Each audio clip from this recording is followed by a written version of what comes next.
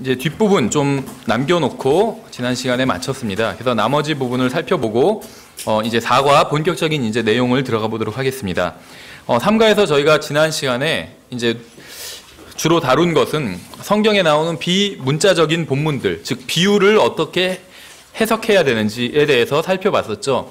근데 이제 간단하게 한마디로 말씀을 드리면 비유는 예화일 뿐이라는 것입니다.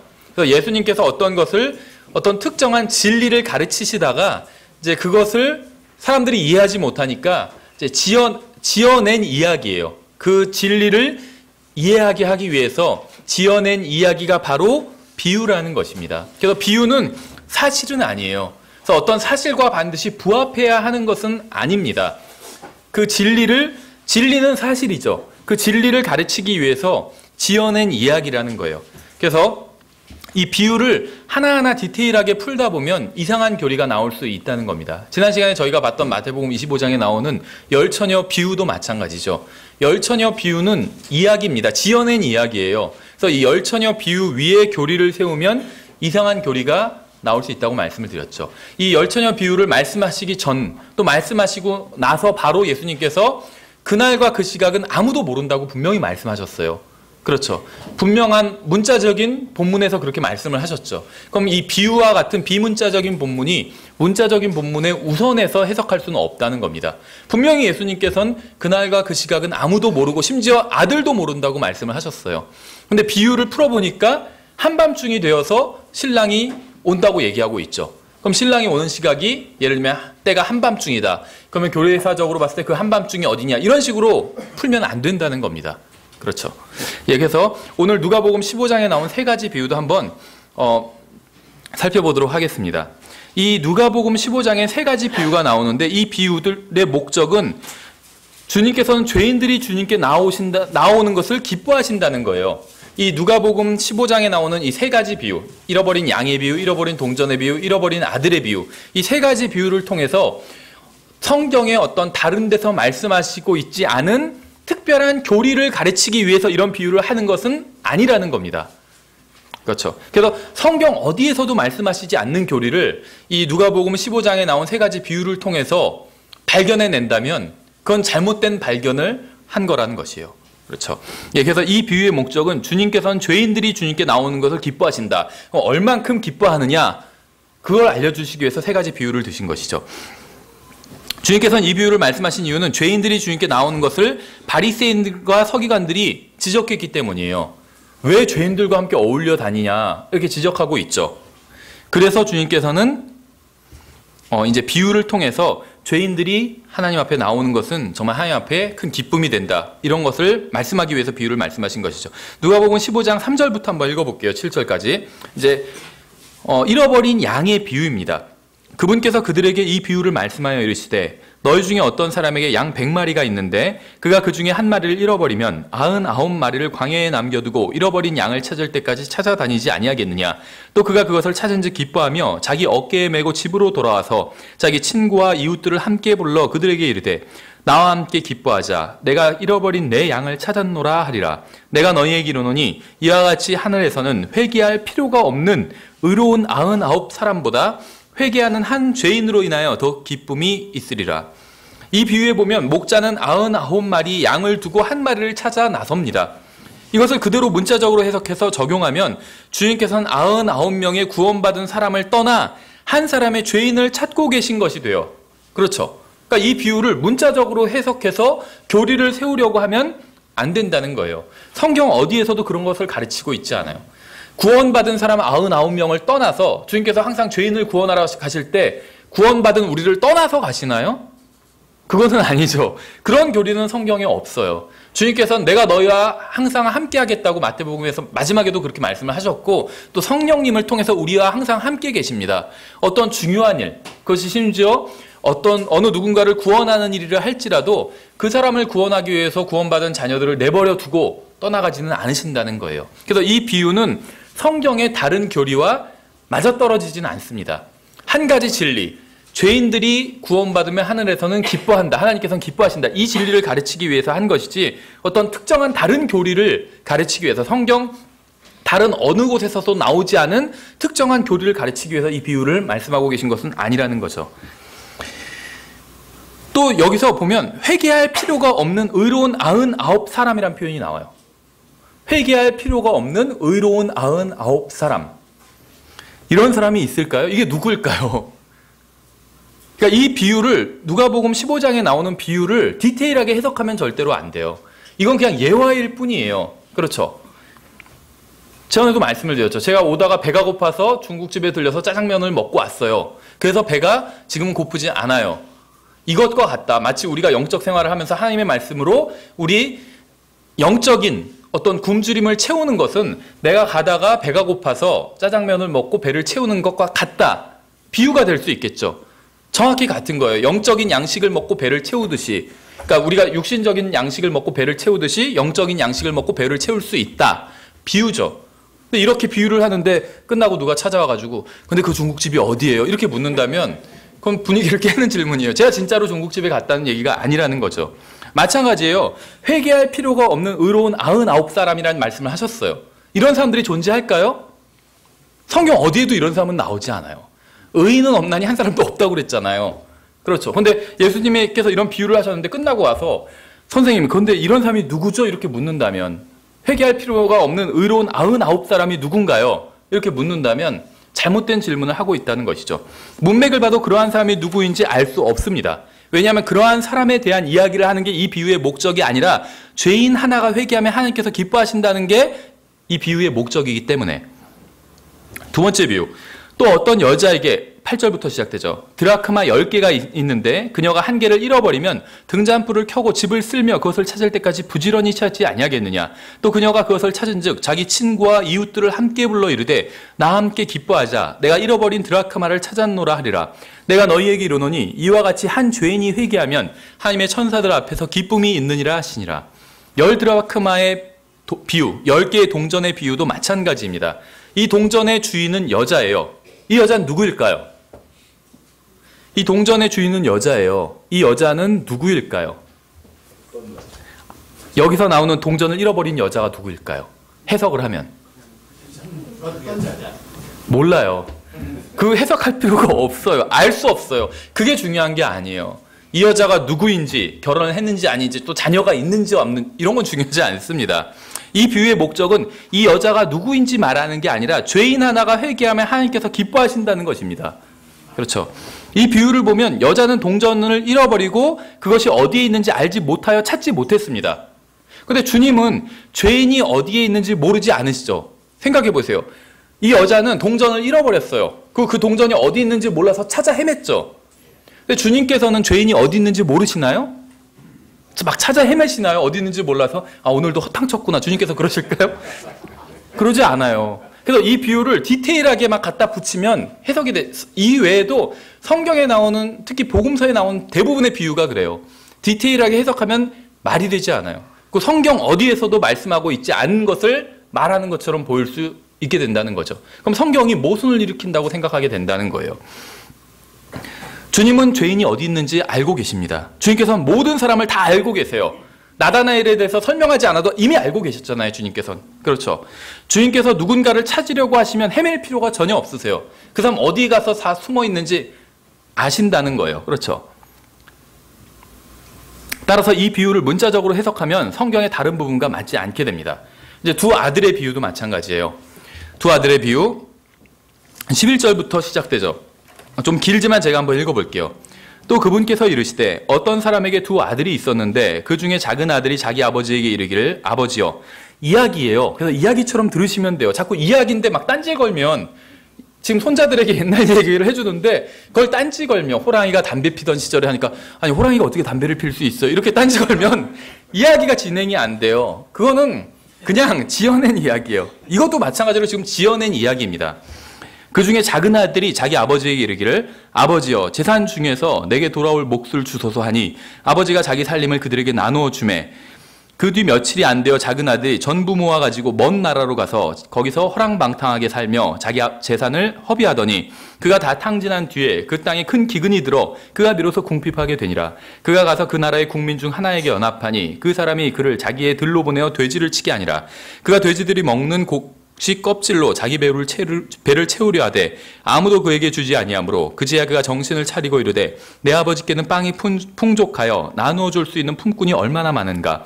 그런데 나는 굶어 죽는구나. 내가 일어나 내 아버지께 가서 그분께 이르기를 아버지여, 아버지, 내가 하늘을 대적하여 죄를 짓고 아버지 앞에 죄를 지었사오니 더 이상 아버지의 아들이라 불릴 자격이 없나이다. 나를 아버지의 품꾼 중 하나로 삼아 주소서 하리라 하고 일어나서 자기 아버지께로 가니라.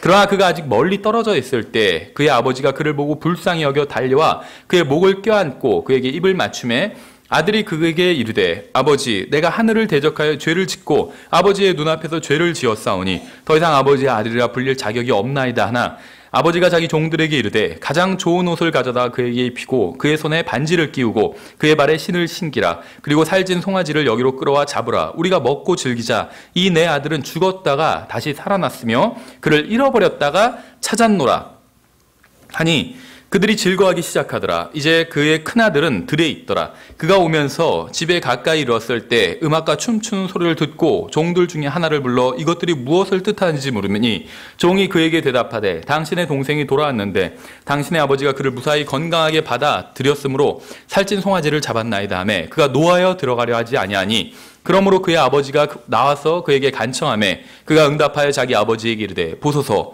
여러 해 동안 내가 아버지를 섬기며 어느 때고 아버지의 명령을 어긴 적이 없었거늘 아버지께서 내게 내 친구들과 함께 즐기도록 내게 새끼 염소 한 마리도 주지 아니하셨나이다. 그러나 아버지의 살림을 창녀들과 함께 삼켜버린 아버지의 이 아들이 돌아오매 즉시 아버지께서 그를 위해 살찐 송아지를 잡으셨나이다 하니 아버지가 그에게 이르되 아들아 너는 항상 나와 함께 있고 내게 있는 모든 것이 내 것이니라.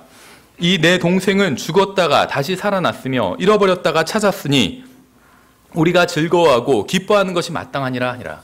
그래서 이제 예수님의 비유에서 이제 어떻게 보면 이제 절정을 지금 이루고 있어요. 하이라이트를.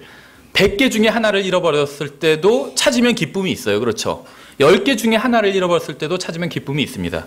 근데 두 아들 중에 한 아들을 잃어버렸다가 찾으면 얼마나 더 큰 기쁨이 있겠느냐는 거예요. 근데 이것을 교리적으로 적용할 수는 없어요.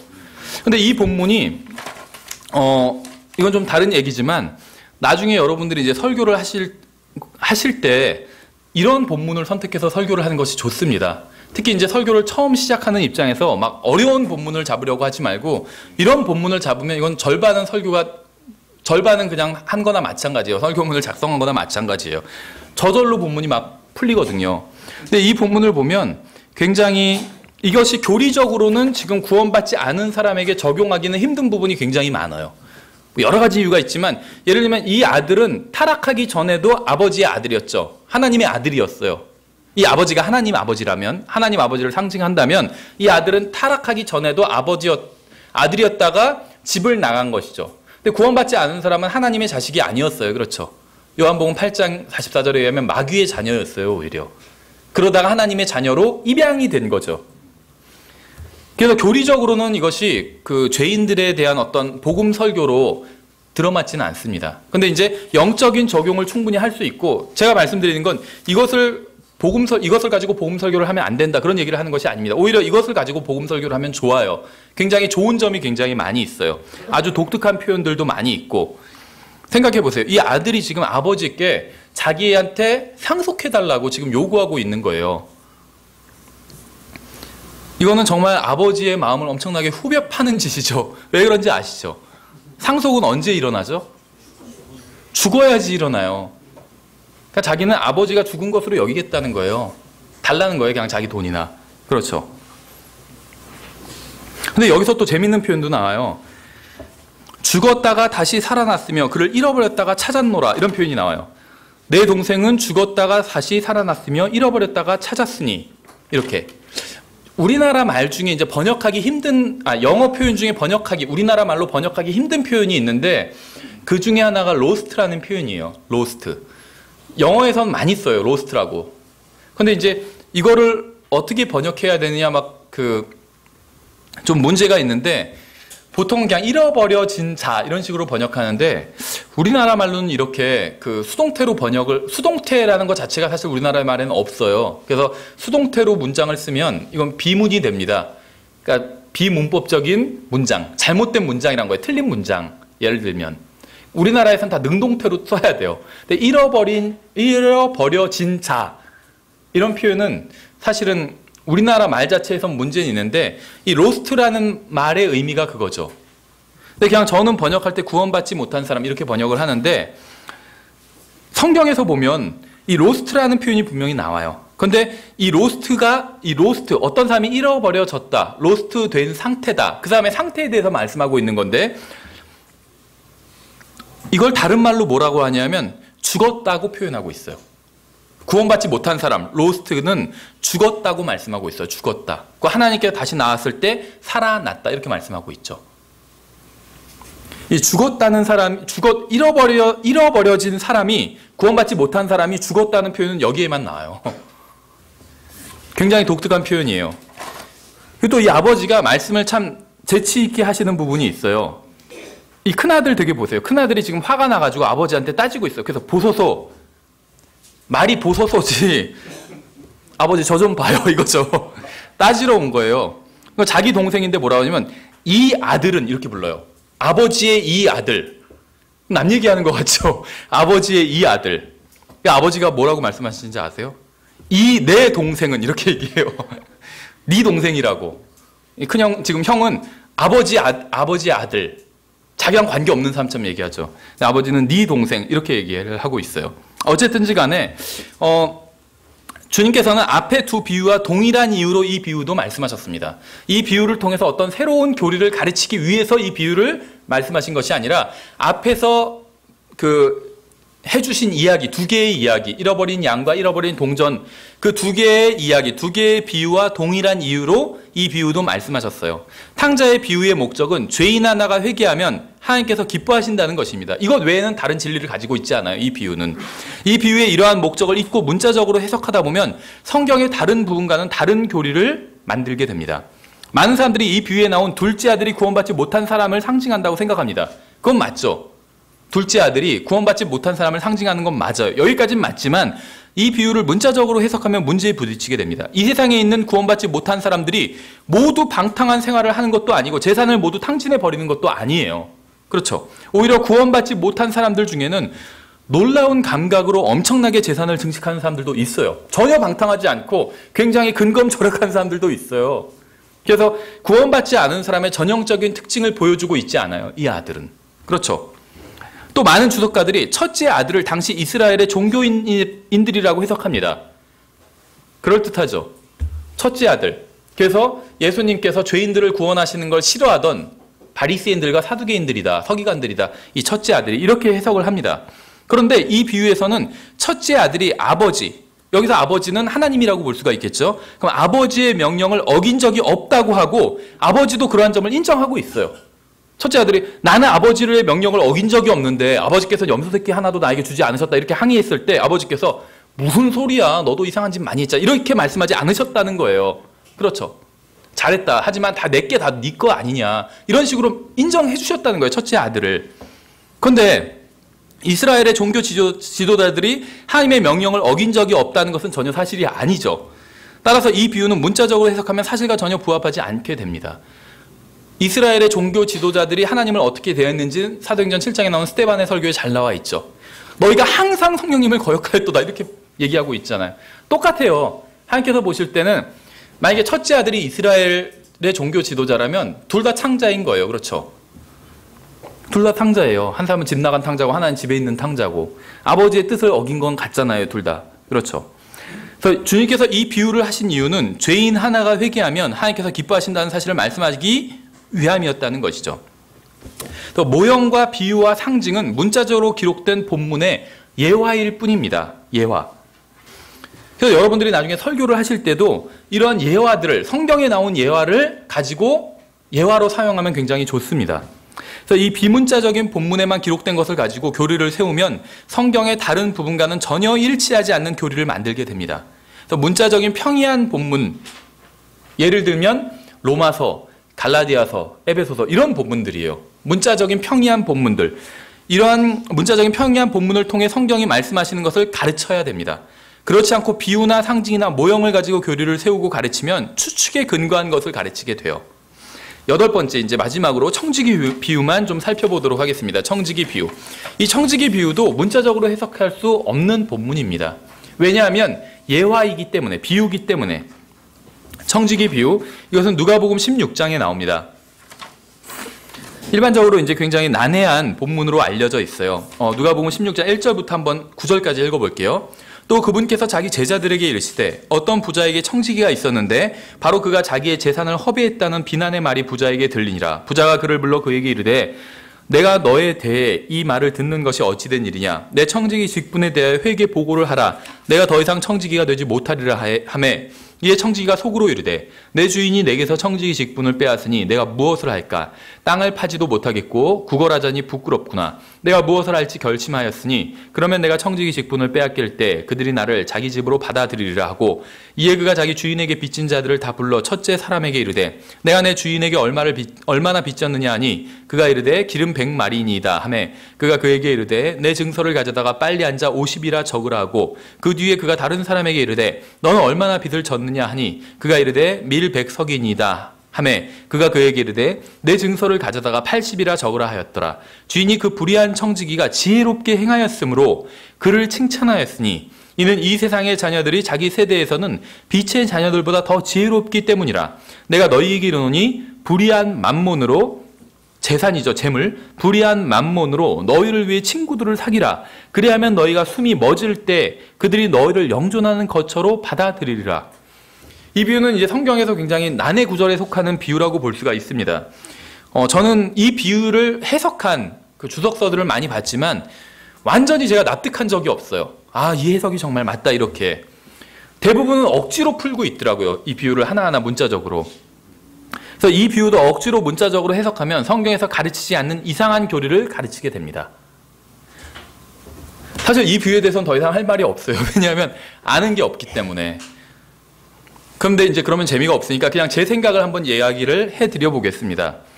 저는 일단 이 비유는 몰라요. 저한테 해석을 하라면 저는 해석을 하지 못합니다. 왜냐하면 이 비유가 의미하는 게 무엇인지 모르겠어요. 솔직히 말씀드려서. 이 비유는 주인을 속여서 이득을 취하라는 것을 가르치고 있지 않아요.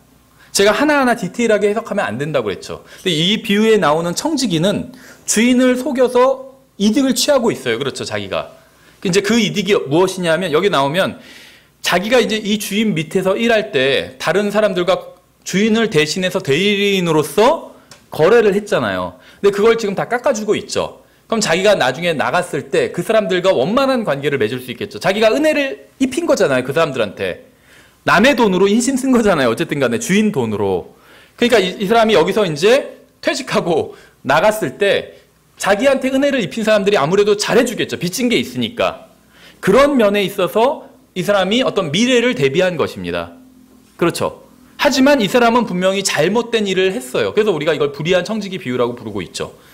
잘못된 일을 했어요. 예수님께서 이 비유를 말씀하시면서 주인을 속여서 이득을 취하라는 것을 가르치시지 않았다는 겁니다. 성경은 사장을 속여서 이득을 취하라고 가르친 적이 없어요. 그렇죠. 오히려 사장이 구원받은 사람이든 아니든 진심을 다하여 일하라고 가르칩니다. 에베소서 6장 5절 6절에 나오죠. 종들아 육체를 따라 너희의 주인된 자들에게 두려워하고 떨며 단일한 마음으로 순종하기를 그리스도께 하듯 하라. 사람들을 기쁘게 하는 자들같이 눈으로 섬기지 말고 그리스도의 종들로서 마음으로부터 하나님의 뜻을 행하여. 마음으로부터 섬기래요. 눈속임으로 하지 말고. 그렇죠. 구원받은 주인에게만, 구원받은 사장님에게만 잘해라. 이런 말씀 성경에선 하고 있지 않아요. 구원받았건 받지 않았건 순종하라는 거예요. 그렇죠. 남편과 아내의 관계도 마찬가지죠. 남편이 구원받았건 구원받지 않았건 남편에게 순종해야 됩니다. 그것이 순종이에요. 남편이 어떻게 하면 순종하겠다. 이런 경우에 그건 순종이 아니에요. 조건이 붙는다면. 순종엔 조건이 없어요. 똑같죠. 부모님께 순종하는 것도 마찬가지예요. 어린 자녀들이 부모님께 순종해야 돼요. 성경은 그렇게 하라고 말씀하고 있죠. 부모님이 구원받았으면 순종해라. 이렇게 말씀하신 적이 없어요. 구원받았건 구원받지 않았건 간에 순종해야지 그것이 진정한 순종이라는 것입니다. 그렇죠. 여기서도 마찬가지예요. 성경은 단 한 번도 주인에게 순종하지 말라고 가르친 적이 없습니다. 이건 굉장히 중요해요. 지금 어떤 현대 이 라오디게아 교회 시대에 와서는 어떤 지역 여러 가지 교리들이 퇴색되었습니다. 근데 그 중에 하나가 뭐 여러 가지가 있겠지만 변질된 교리들이 여러 가지가 있겠지만 가장 많이 변질된 교리 중에 하나가 지역 교회에 대한 교리라고 생각을 합니다. 그 중에서도 지역 교회의 멤버들. 저도 과거에는 이 교회는 성경에 보면 두 가지 교회가 있죠. 그리스도의 몸으로서의 교회. 구원받은 모든 사람들이 어느 교회에 다니지 않아도 그리스도의 몸에 속하게 돼요. 구원받은 모든 사람들은. 그렇죠. 예를 들면 어떤 사람이 큰 원양 어선을 탔어요. 그 원양 어선 한 6개월 정도 이상을 바다에 있다가 들어오게 되잖아요. 육지로. 근데 그 원양 어선 안에서 구원을 받게 됐어요. 그럼 그 사람은 즉시로 예수 그리스도 몸 안으로 들어가게 되죠. 그렇지만 그 사람은 어느 교회도 속하진 않았잖아요. 그렇죠. 배 위에 있기 때문에.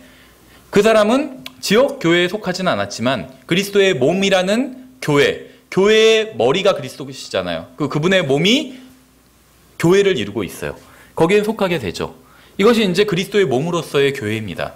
이것과 이제 다른 개념으로 특정한 지역에서 구로동이라는 이 특정한 지역에서 믿는 사람들이 모였을 때 이것이 이제 구로동에 있는 지역 교회가 돼요. 이름은 무엇이라 부르든 간에 구로동에 있는 지역 교회가 됩니다. 그렇죠. 잠깐만. 왜 제가 갑자기 이 교회 말씀을 드렸죠? 까먹었네. 얘기를 드리다가.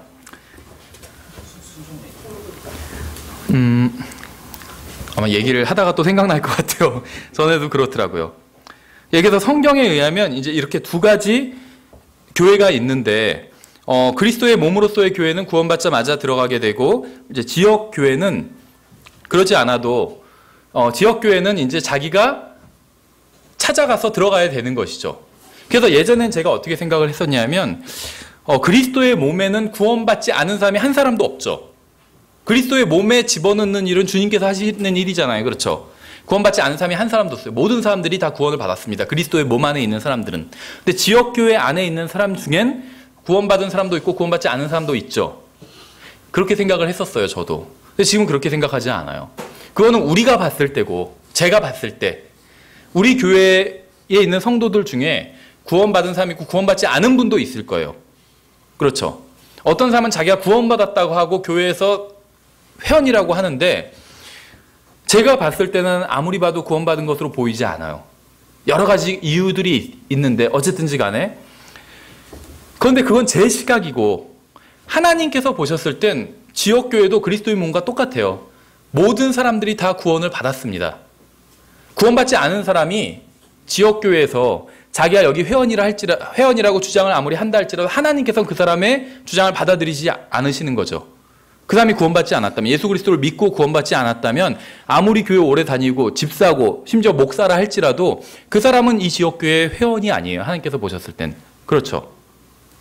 하나님의 시각과 인간의 시각이 다르다는 거죠. 과거 100년 전만 해도 이 지역교회의 회원으로 인정받기 위해서는 어떤 믿은 그리스도인으로서의 어떤 간증이 있어야지 인정받을 수 있었어요. 뭐 지금 그것이 옳다 그르다를 따지는 것이 아니라 과거엔 그랬다는 거예요. 근데 지금은 교회만 오고 등록만 하면 다 그냥 지역교회 회원으로 받아들인다는 거죠. 간증이 없어도. 심지어 킹제임스 성경 믿고 다른 성경을 믿는 교회들 중에서도 많이 그렇게 돼버렸다는 거예요. 이거는 바로잡지 않으면 교회의 큰 재앙을, 그 지역교회 내에 큰 재앙을 초래하게 됩니다.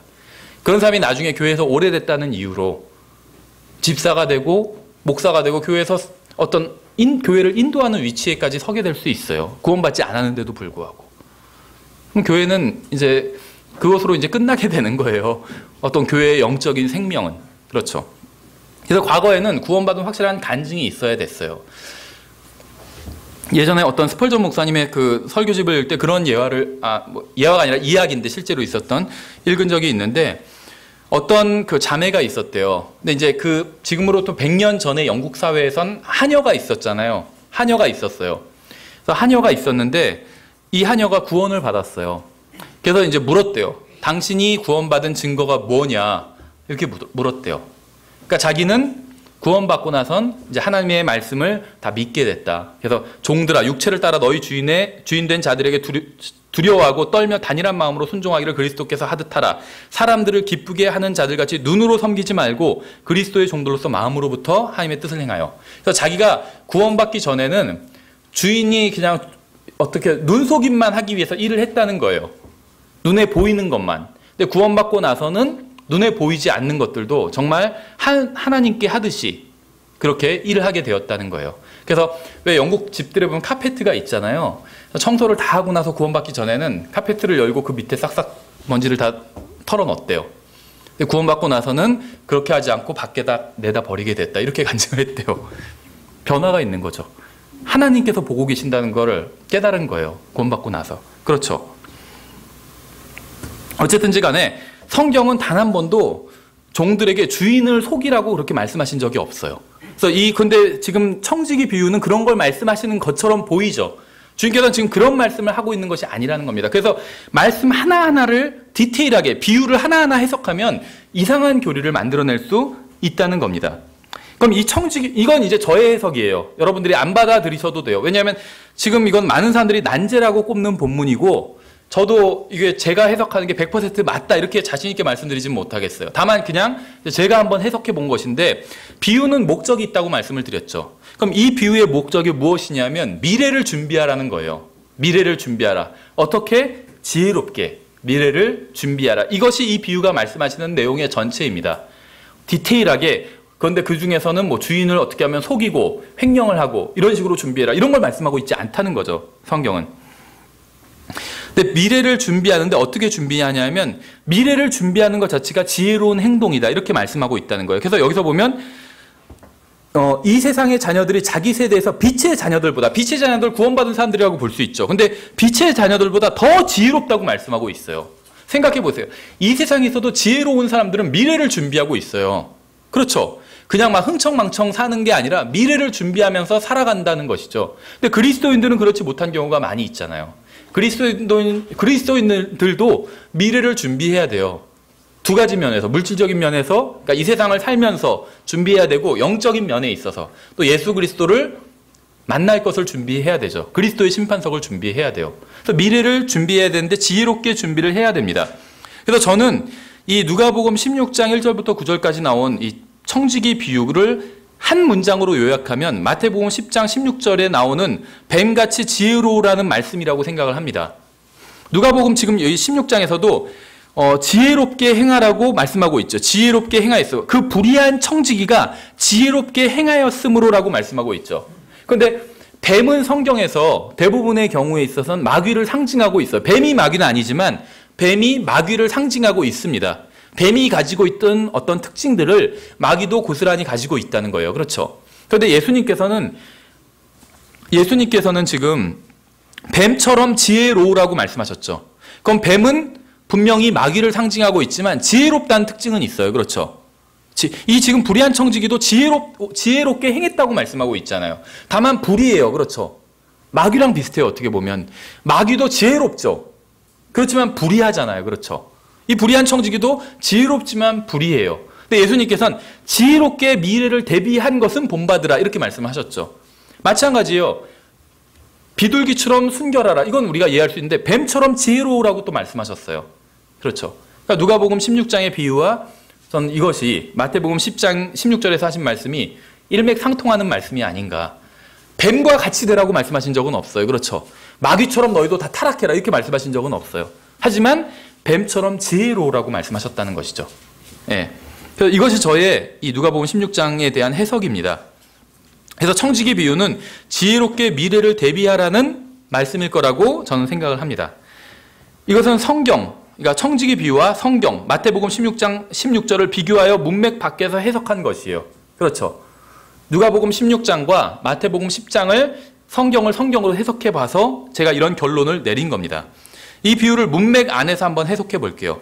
주님께서는 이 비유의 결론 부분에서 태도에 대한 이야기를 하고 계세요. 10절부터 13절에서 태도에 대한 이야기를 하고 계십니다. 따라서 이 비유는 하나님을 섬기는 사람이 가지고 있는 섬김의 태도에 대한 것일 수도 있어요. 13절에 종이 결코 두 주인을 섬길 수 없나니 이는 그가 이 주인을 미워하고 저 주인을 사랑하거나 혹은 이 주인을 떠받들고 저 주인을 업신여길 것이기 때문이라. 너희가 하나님과 만몬을 겸하여 섬길 수 없느니라 하시니라. 이렇게 말씀하고 있어요. 그래서 태도에 대한 것일 수도 있는데 지금 이 태도에 대한 것일 수도 있다는 건 이건 제임스 낙스 목사님의 해석이에요. 근데 저는 이것도 이해는 안 되더라고요. 문맥을 보면 맞는 이야기일 수는 있는데 제가 이해가 안 된다는 거예요. 누가복음 16장 1절부터 9절까지는 불의한 청지기 비유고 13절에서 이제 비슷한 이야기를 하시는데 이거는 지금 비유가 아니에요. 그렇죠. 종이 결코 두 주인을 섬길 수 없다. 이건 비유가 아니죠. 근데 이것이 청지기 비유랑 어떤 관련이 있는지는 잘은 모르겠다는 거예요. 제임스 낙스 목사님은 이것이 관련이 있다 이렇게 얘기하면서 결국 청지기 비유도 태도에 대한 것이다라고 얘기하시는데 저는 그것도 이해가 안 되더라고요. 그래서 제가 내린 결론은 이것은 차라리 마태복음 10장 16절처럼 뱀처럼 지혜롭게 미래를 대비하라는 그런 말씀일 것이다 라고 해석하는 게 낫지 않겠나 라고 본다는 것입니다. 우리가 주님의 재림을 기다리지만 미래를 이 세상에서 언제 주님께서 오실지 몰라요. 우리가 뒤에서 이제 보겠지만 소위 이제 세대주의, 전천년주의를 믿는 분들 중에는 이 77체계라는 것을 믿는 분들이 있습니다. 성경에 보면 하나님께서 7이라는 어떤 숫자를 통해서 일하신다는 거예요. 하나의 그것이 하나님의 법칙이고, 그래서 이 세상에선 7으로 이루어진 것들이 굉장히 많아요. 음악에서도 그렇고, 뭐 날도 그렇잖아요. 일주일이 7일이잖아요. 왜 10일이 아니라 7일일까요? 성경에 나와 있어요. 하나님께서 7, 그래서 성경에서 찾아보면 7이라는 숫자가 굉장히 특별한 위치를 차지하는 것은 사실입니다. 그런데 이것이 이제 77체계예요. 저는 77체계를 부정하지 않습니다. 성경에 보면 많이 나와요. 7로 이루어진 것들이 굉장히 많이 나와요. 7일, 또 77에 49, 49일, 50번째 되는 날, 오순절, 막 이런 것들이 나와요. 그래서 7이라는 것이 굉장히 성경에서 독특한 위치를 차지하고 있고 하나님께서는 분명히 이것을 사용하세요. 이건 사실입니다. 그런데 이제 성경을 쭉 정리를 해보면 예수님께서는 대략 2000년 전에 오셨죠. 그럼 2000년이 있죠, 일단. 그리고 예수님께서 2000년 전에 오시기 전에 성경의 그 연대를 한번 쭉 거슬러 올라가 보면 아담과 이브의 그 시대는 4000년 전 시대라는 것을 알 수가 있어요. 그러니까 지금으로부터 6000년 전이라는 걸 알 수가 있습니다. 저는 지금 지구가 6000년이 되었다 이런 얘기를 하는 것은 아니에요. 지구는 아마도 더 오래되었을 겁니다. 근데 인류 자체는 그리 오래되지는 않았다는 거예요. 어느 정도 되었냐? 아마도 대략 6000년 정도. 성경에 족보가 나오잖아요. 특히 그 2000년 전에 예수님께서 오셨는데 예수님으로부터 아담까지의 족보가 나오죠. 누가복음에 나와요. 그렇죠. 예수님께로부터 아담까지의 족보. 그 족보를 쭉 거슬러 올라가 보면 대략 4000년 정도가 돼요. 더 이상 넘어가진 않아요. 막 200만 년 이렇게 뭐 그 무슨 뭐 역사 교과서에 나오는 것처럼 그렇게 200만 년이나 되지 않아요. 성경에 따르면. 그렇죠. 6000년 정도가 됩니다. 그러면 인류 역사가 6000년이니까 77체계에 의하면 또 성경을 문자적으로 해석하다 보면 계시록에선 1000년 왕국이 나와요. 예수님께서 재림하셔서 1000년간 의로 통치하시는 것, 다윗의 왕자에 앉아서 의로 통치하시는 게 나오죠. 그럼 6000년 플러스 1000년 하니까 7000년이 되잖아요. 그렇죠.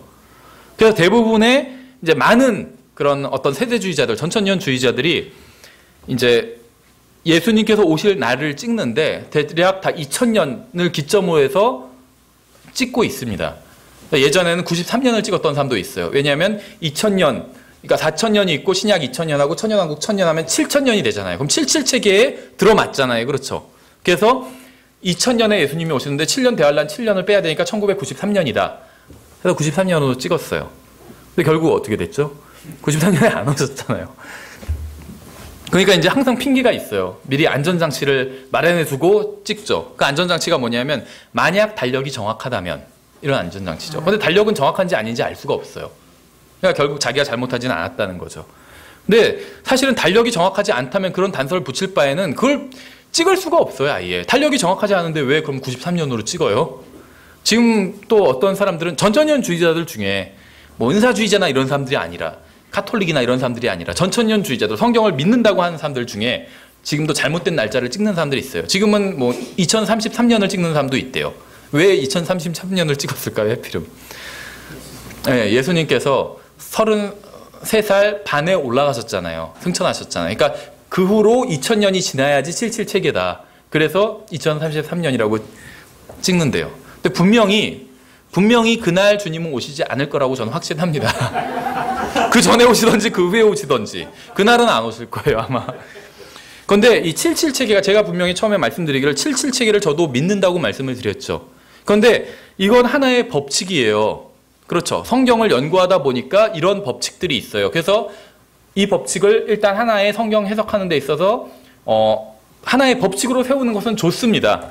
이런 법칙 외에도 성경엔 여러 가지 법칙이 나와요. 예를 들면 뭐 첫 번째 언급의 법칙 이런 것도 나와요. 어떤 단어가 성경에서 처음 사용되었을 때 그 단어가 사용되었을 때 의미가 있잖아요. 그 의미가 성경에서는 계속 이제 그 단어에 대한 의미로 사용된다라는 것이 바로 첫 번째 언급의 법칙이에요. 예를 들면 성경에서는 사랑이라는 말이 창세기 22장에 처음 나옵니다. 그런데 그러면 창세기 22장에 이제 아브라함과 이삭과 관련해서 사랑이라는 말이 처음 나와요. 그러면 그전에는 사랑이 없었을까요? 그건 아니죠. 사랑이 있었어요. 사랑이 존재했어요. 하나님은 사랑이시잖아요. 하나님께서 그전에 존재하셨기 때문에 사랑은 있었습니다. 그리고 하나님의 속성을 가지고 있는 하나님의 형상대로 창조된 인간들도 사랑을 분명히 가지고 있었어요.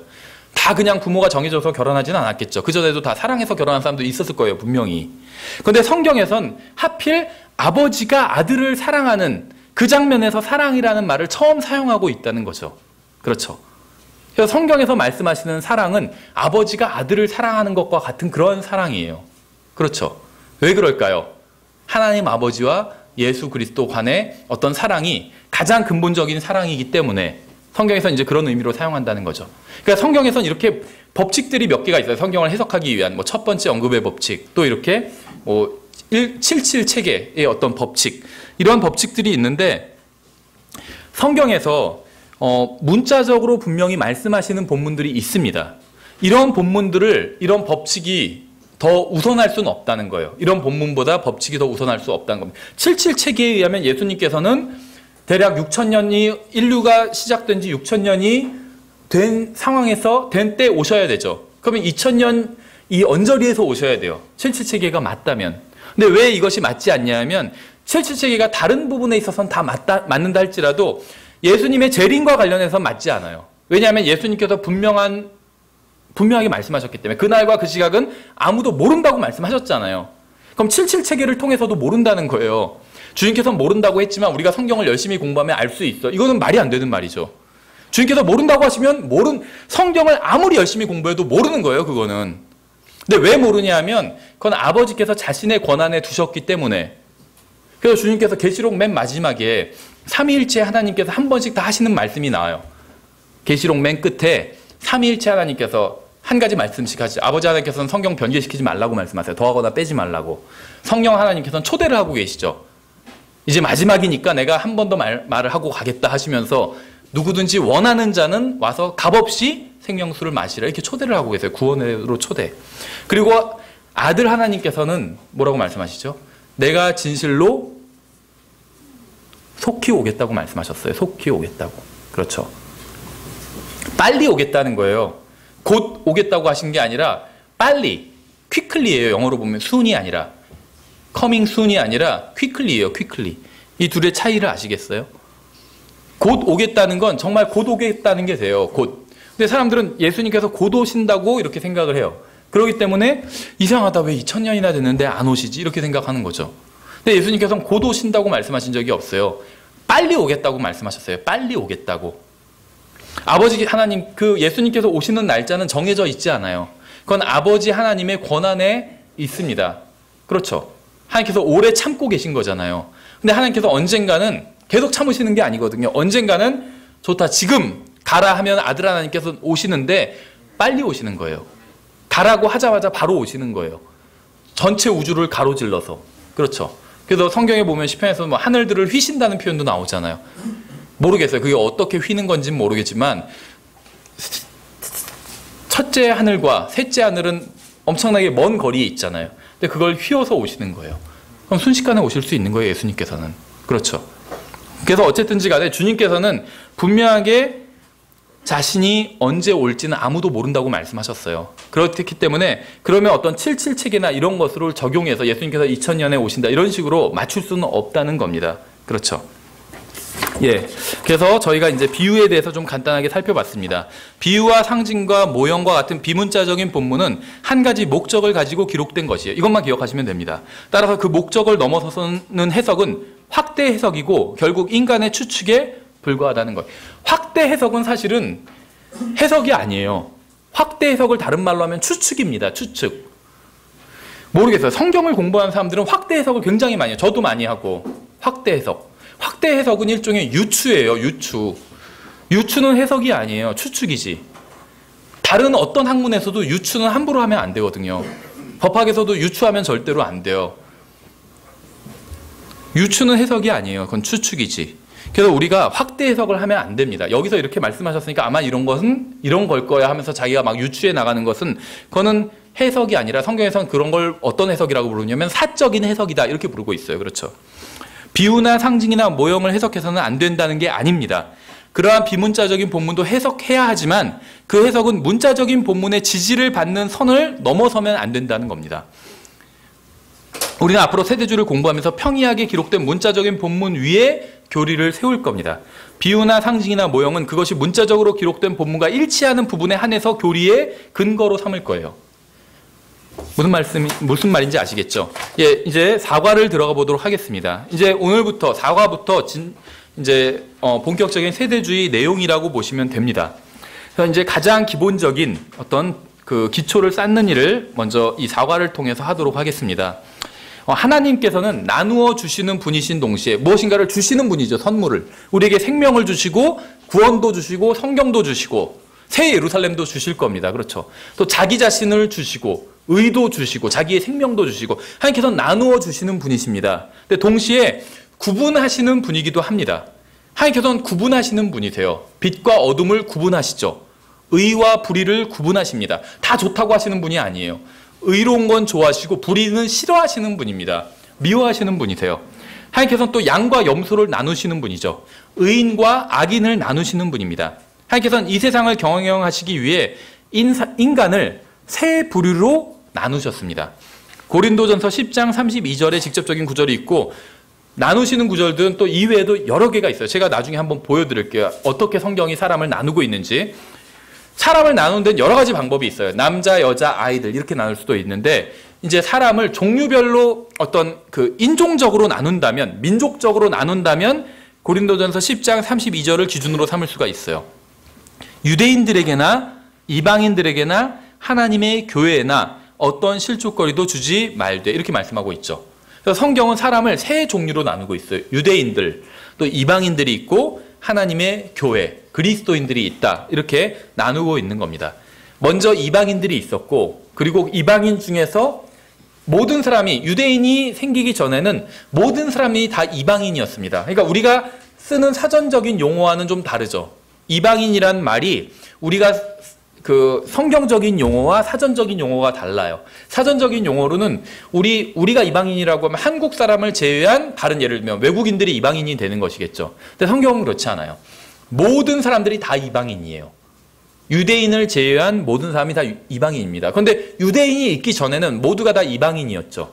그래서 인류는 다 이방인이었습니다. 성경은 이걸 다른 말로 뭐라고 부르냐면 민족들이라고 부르고 있어요. 그래서 이방인들은 이퀄 민족들이다 이렇게 보시면 돼요. 그래서 다른 말로 민족들 모두가 다 민족들이었어요. 그렇죠. 근데 그 중에서 한 민족을 하나님께서 택하셔서 유대인으로 삼으셨습니다. 그리고 나서 대략 1500년 이상이 지난 뒤에 다시 교회라는 하나의 민족, 교회도 하나의 민족이에요. 성경은 그렇게 부르고 있어요. 교회라는 하나의 민족을 선택하셨습니다. 그래서 하나님 앞에는 세 부류의 민족이 있어요. 민족들, 이방인들, 또 유대인들, 하나의 민족이죠. 또 교회, 이것이 또 하나의 민족입니다. 인류를 세 부류로 나누는 것은 성경을 바르게 이해하기 위한 매우 중요한 기준입니다. 그렇죠. 이 성경은 기본적으로 언약의 책이에요. 약속의 책, 유언의 책입니다. 근데 하나님께서는 예를 들면 세 아들이 있는 것과 마찬가지예요. 이방인과 유대인과 교회. 이 세 아들에게 각기 다른 유언을 하셨다는 겁니다. 첫째 아들한테는 예를 들면 땅을 주고, 둘째 아들한테는 집을 주고, 셋째 아들한테는 가게를 주겠다. 이런 식으로 각자 다른 유언을 하셨다는 거예요. 그렇죠. 많은 잘못된 교리와 실행들이 이것을 제대로 이해하지 못해서 생겼습니다. 성경에 많은 말씀이 있는데 세 종류의 말씀이 있다는 거예요. 유대인에 대한 말씀이 있고 교회에 대한 말씀이 있고 이방인에 대한 말씀이 있습니다. 근데 대부분의 이단 교리는 다른 사람에게 하시는 말씀을 다른 사람에게 적용했을 때 생기게 됩니다. 첫째 아들에게 땅을 준다고 했는데 둘째 아들이 아버지께서 아들에게 땅을 주신다고 했으니까 나도 땅을 받는 거다 이렇게 생각한다는 거예요. 근데 그건 첫째 아들에게 하신 말씀이라는 것이죠. 그것과 마찬가지라는 겁니다. 성경은 세 부류의 사람을 명확히 나누고 있는데 특히 교회와 유대인을 나누는 것은 예언을 이해하고 교리를 세우는 데 있어서 굉장히 중요합니다. 먼저 유대인에 대해서 좀 생각해 보도록 하겠습니다. 일단 먼저 그 용어를 먼저 짚고 넘어가면 유대인, 이스라엘, 히브리인 다 같은 말입니다. 같은 말이에요. 같은 사람들을 지칭하고 있어요. 히브리인, 이스라엘, 유대인. 근데 이제 면밀하게 보면 사실은 차이는 있죠. 먼저 히브리인이 제일 처음이라고 볼 수가 있겠죠. 히브리인은 최초의 히브리인은 누구일까요? 아브라함이에요. 그렇죠. 아브라함이 있기 전에는 히브리인이 있었을까요? 없었을까요? 없었어요. 그럼 이 히브리인은 어디서 나왔을까요? 갈대아 우르에서 나왔어요. 그렇죠. 그래서 지금도 이제 보통 신학교에서 2학년 때 헬라어를 공부하고 3학년 때 히브리어를 공부합니다. 근데 이제 히브리어를 공부할 때 히브리 사전을 사요. 영어 공부할 때 영어 사전 사는 것처럼. 근데 히브리 사전을 사면 대부분이 이렇게 되어 있어요. 히브리 갈대아 사전 이렇게 되어 있어요. 그래서 히브리어와 갈대아어가 같아요. 거의. 왜 같을까요? 히브리인이 갈대아에서 나왔기 때문에, 갈대아 우르에서 아브라함이 나왔기 때문에. 그렇죠. 그래서 최초의 히브리인은 아브라함입니다. 그 다음에 아브라함이 이삭을 낳았고 이삭의 야곱을 낳았죠. 근데 성경에 보면, 창세기에 보면 야곱의 다른 이름이 바로 이스라엘이죠. 그래서 야곱과 이스라엘은 같은 이름이에요. 그렇죠. 그래서 성경에선 야곱이 이스라엘이라는 이름을 받은 후에도 어떤 때는 하나님께서 그를 이스라엘이라고 부르시고 어떤 때는 야곱이라고 부르시고 혼용해서 쓰시고 계신 것이 나와요. 어떨 때 하나님 마음에 맞을 땐 이스라엘이라고 부르시고 잘못하고 있을 땐 야곱이라고 부르시는 것이죠. 그래서 막 혼용해서 나와요. 그 야곱의 12아들, 이스라엘의 12아들 중에 하나가 유다죠. 유대인이란 말은 이 유다에서 나왔어요. 근데 특히 이제 좀 더 이거를 세분화해서 얘기한다면 남왕국 유다. 나중에 아시는 것처럼 솔로몬 왕 이후에 이스라엘의 첫 초대왕 사울, 둘째 다윗, 세 번째 왕 솔로몬, 네 번째 솔로몬 왕 이후에 이스라엘 왕국이 분열을 하게 되죠. 그래서 12개의 지파가 하나의 왕국을 이루고 있었는데 10개의 지파가 북왕국이 되고 2개의 지파, 유다와 베냐민인가요? 2개의 지파가 이제 그 유대가 됩니다. 남왕국 유다가 돼요. 그렇죠. 그래서 그 다음에 북왕국이 먼저 포로로 잡혀가 버려서 왕국이 없어져 버렸기 때문에 그 다음엔 이제 유대만 남게 되죠.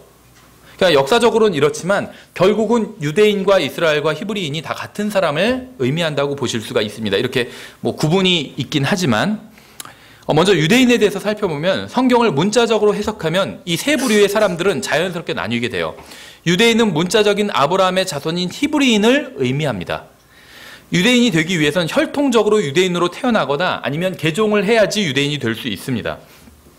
구약 성경의 대부분은 유대인들을 향해서 기록되어 있어요.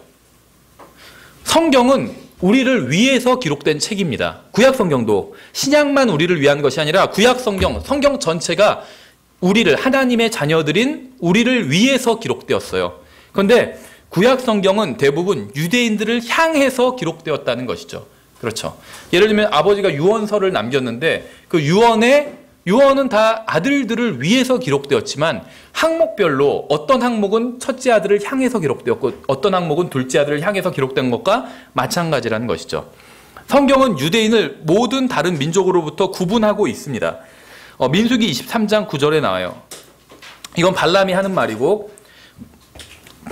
말인데 이제 발람은 잘못된 선지자지만 지금 바른 말을 하고 있죠. 민수기 23장 9절에 내가 바위들 꼭대기에서 그를 보며 작은 산들에서 그를 바라보나니 이스라엘을 바라보면서 하는 말이에요. 보라, 이 백성은, 이스라엘 말이죠, 홀로 거할 것이요 민족들 가운데 하나로 여겨지지 아니하리로다. 발람이 잘못된 선지자지만 하나님께서 지금 주신 말씀을 하고 있죠. 대언을 하고 있어요. 그런데 예언을 하고 있는데 이스라엘 민족이 민족들 가운데 하나로 여겨지지 않는다고 말씀하고 있어요. 출애굽기 33장 16절에서도 같은 말씀이 나옵니다. 나와 주의 백성이 모세가 하는 말이에요. 나와 주의 백성이 주의 눈앞에서 은혜를 입은 줄을 여기서 무엇으로 알리까? 주께서 우리와 함께 가시는 것이 아니니까. 그리하여 우리 곧 나와 주의 백성이 이스라엘이죠. 지면 위의 모든 백성들로부터 구별되리이다 하네. 성경은 유대인들이 다른 모든 민족들로부터 구별된다고 말씀하시고 있습니다. 하나님께서는 유대인을 민족들 가운데 하나로 여기지 않으십니다.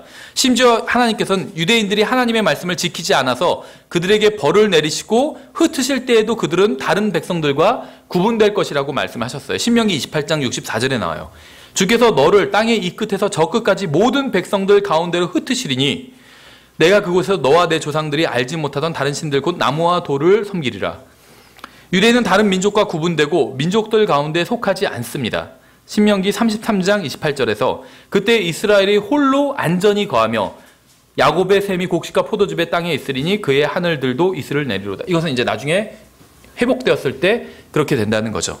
그래서 성경에선 분명히 이스라엘을 다른 민족들로부터 하나님께서는 분리해서 보실 것이다, 다루실 것이다 이렇게 말씀하고 계시다는 겁니다. 유대인이 하나의 민족으로 시작한 이후로 유대인은 계속해서 다른 민족과 구분되는 민족으로 영원히 남게 됩니다. 교회가 등장했다고 해서 유대인과 다른 민족의 구분이 끝나는 것이 아니에요. 이제 많은 사람들이 교회가 이스라엘을 계승했다 이렇게 생각을 합니다.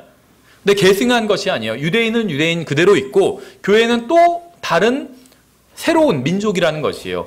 절대 대치하거나 계승하는 민족이 아니라는 것입니다. 교회가 등장했다고 해서 유대인과 다른 민족의 구분이 끝나는 게 아니라는 거예요. 비록 지금은 유대인들이 배교한 상태이기는 하지만 그들은 계속해서 다른 민족과 구분되고 이러한 구분은 영원히 지속되게 됩니다. 하나님께서는 오직 유대인들에게만 하신 약속이 있어요. 로마서 9장에 나와요. 로마서 9장에서는 유대인들에게 대해서 말씀하고 있죠. 로마서 9장 3절부터 보시면 잘 생각해 보세요. 로마서는 이미 교회가 등장하고 나서 기록이 되었죠. 로마서를 사도 바울이 기록하고 있을 때는 이미 교회가 있었을 때예요. 그렇죠. 그래서 로마서의 대부분은 교회에게 하시는 말씀입니다. 로마서는 사실 다 교회에게 하시는 말씀이에요. 근데 9장에 와서는 교회에게 말씀을 하시는데 유대인에 대해서 말씀하고 있는 것이죠. 9장 3절부터 보시면 육체에 따른 내 형제, 내 친족을 위해서라면 차라리 내 자신이 그리스도부터 저주받기를 바랄 수도 있으리니 그들은 이스라엘 사람들이니라. 이스라엘에 대해서 말씀하시는 것이죠. 그들에게는 양자 삼으심과 영광과 언약들과 율법을 주심과 율법을 지금 누구에게 주셨다고 말씀하고 있죠? 유대인들. 하나님을 섬김과 약속들이 속해 있고 조상들도 그들의 것이요. 아브라함, 이삭, 야곱 다 유대인이잖아요. 육체에 관한 한 그리스도께서도 그들에게서 나셨으니 그분은 모든 것 위에 계시며 영원토록 찬송받으실 하나님이시니라. 아멘. 그리스도가 하나님이라고 말씀하고 있죠. 근데 여호와의 증인들은 그리스도는 하나님이 아니라고 그래요. 그리스도는 작은 하나님이라고 그래요. 그렇죠. 참 하나님, 정말 큰 하나님이 따로 있다고 그래요. 근데 아니에요. 그리스도께서 영원토록 찬송받으실 하나님이라고 말씀하고 있어요. 그래서 사도 바울이 로마서는 교회에 보내는 편지예요. 분명히 로마서 1장 앞부분에 보면 교회 로마에 있는 성도들에게 보내는 편지라고 밝히고 있어요. 그러면서 이스라엘에 대한 이제 말씀들을 하고 있습니다. 그러면서 이스라엘이 분명히 교회와는 다른 사람들이다 이런 얘기를 지금 하고 있는 것이에요. 이 유대인들에 대한 약속은 변경되거나 폐기된 적이 없습니다. 교회가 대치하지 않았다는 거예요. 유대인들이 하다가 잘 못하니까 하나님께서는 에이, 쟤네들 안 되겠다 하고 새로 교회라는 민족을 만드셔서 교회를 이제 너희가 유대인들이 해야 될 일을 해라 이렇게 하신 적이 없다는 거예요. 유대인들을 다루시다가 잠깐 딱 스탑하신 상태예요. 말을 안 들으니까. 그렇지만 계속 그렇게 두실 것이 아니라 나중에 다시 다루시게 됩니다. 그렇잖아요. 유대인들도 하나님, 민족적으로 하나님의 자녀죠. 유대인들이. 그래서 하늘에 계신 우리 아버지라고 기도하는 거잖아요. 그렇죠. 유대인들이. 교회는 개별적으로 하나님의 자녀입니다. 그렇죠.